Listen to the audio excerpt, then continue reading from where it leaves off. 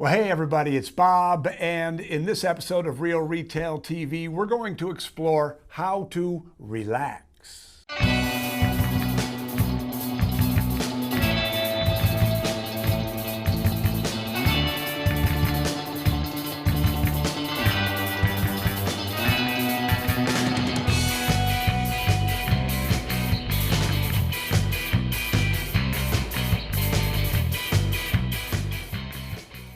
So recently, I was listening to a Michael Singer podcast, season 3, episode 1 to be exact, and it really brought into focus something that I've been thinking about a lot, this idea of stress and productivity and how you become happier, how you live an achievement-oriented life while still being calm and present and all of these things.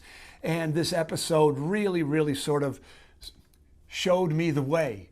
And when I see something that excites me, I want to share it with you. And while this could be construed as a spiritual podcast, spiritual development, it's just as importantly, it's also about how you become happier, how you manage your life as an entrepreneur more successfully, how you deal with stress, how you become more productive. And so what Singer contends, and I agree with, is that the secret to most of it is simply learning how to relax. And I'll share the techniques with you in just a moment. But what I'd first like to do is ask you to think about all the places where you are filled with worry and stress. You know, all of the places where you feel too busy. I had a conversation with a client this morning, and he said, today I just threw up my hands. I'm in the weeds so far, I don't know what to do. And he was anything but relaxed. And so when you learn how to relax, a couple of things happen. First of all, I'm asking you to think about any time stress or worry or anxiety, when you feel it in your heart or you feel it in your gut or you feel it in your throat, try to catch it and relax. You see, when you relax, if you relax your head, your mind, your ears, your throat, your stomach, your butt, you know, all of a sudden your physiology changes, doesn't it? Your physiology changes, your energy changes, and you're no longer reacting in the moment. Now you have an opportunity to think about and act correctly. Act, not react.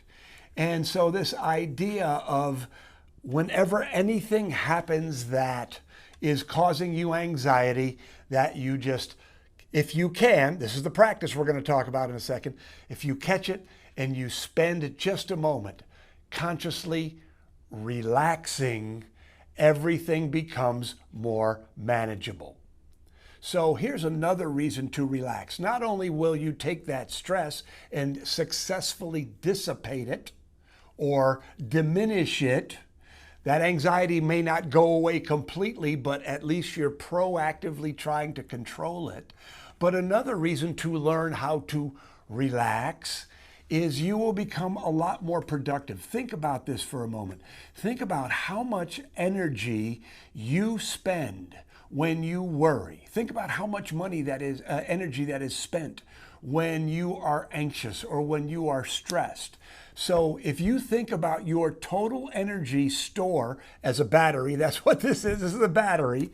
You know, what is happening when you don't relax, when you are stressed, when you are worried, is that battery is slowly being drained. And that's why when you come home at the end of the night, you're exhausted, right? All of that energy, all of that stress has drained that battery. So if you can slow down the draining by learning how to relax, by catching yourself when you are stressed, when you are anxious, even if it's for no reason, all of a sudden the amount of energy that you're going to spend goes down, and that energy can be used for productive things. Things like having fun in your business, things like being present with your family, things like being able to go home and do something other than have a glass of wine and watch Netflix. So that energy can be used in lots and lots of different constructive, better ways. So, I mean, it just really struck me. So here's what Michael Singer talked about. He said, I had to learn how to relax. And this was very important. This is an important point. He had to develop the practice. And he said what he did was every time he went through a door, he trained himself to relax. So I'm walking through a door. Oh, here's a door. Or every time he turned on the car, he trained himself to relax. So you see, in Atomic Habits, James Clear talks about this idea of triggers, right? So when you set up a trigger that causes you to relax, all of a sudden you're developing the habit. So every time you start the car, you get in the habit of turning the key and relaxing. And pretty soon, relaxing is a habit. Pretty soon, it becomes natural to catch yourself when you're anxious, when you're worried, when you're stressed. You catch yourself and you're able to relax. So this morning, when I was journaling, as many of you know, I have a journaling practice. I thought, well, this is a great idea. What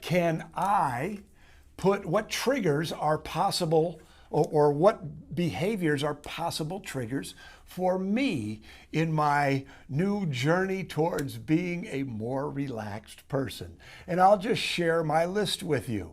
And this is for what it's worth, and I certainly don't anticipate I'm going to be using all of these triggers. It was just a brainstorm. So I can relax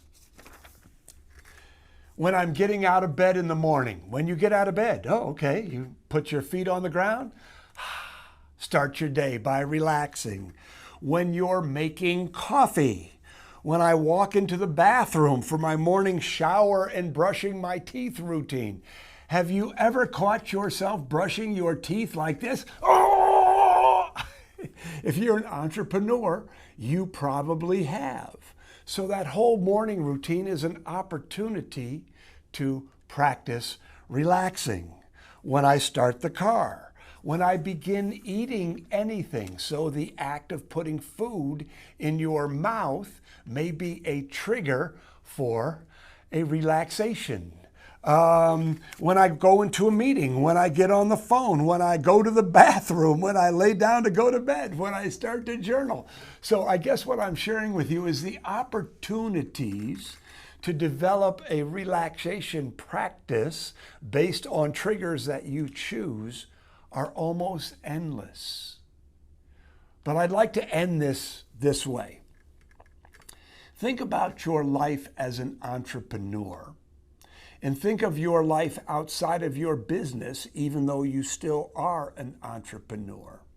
And think about what your business and your life would be like if you had developed a practice of relaxing, if you were a more relaxed person, if every time you became stressed or anxious or worried, you stopped and you dissipated that anxiety, that worry, that stress, or diminished it by relaxing.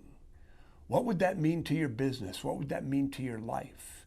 And if you say that it could have a significant impact on your business and your life, I would encourage you to make your own list. What could be the triggers that you can use in your life, in your business, to help you relax more and be better? So I hope you found this helpful.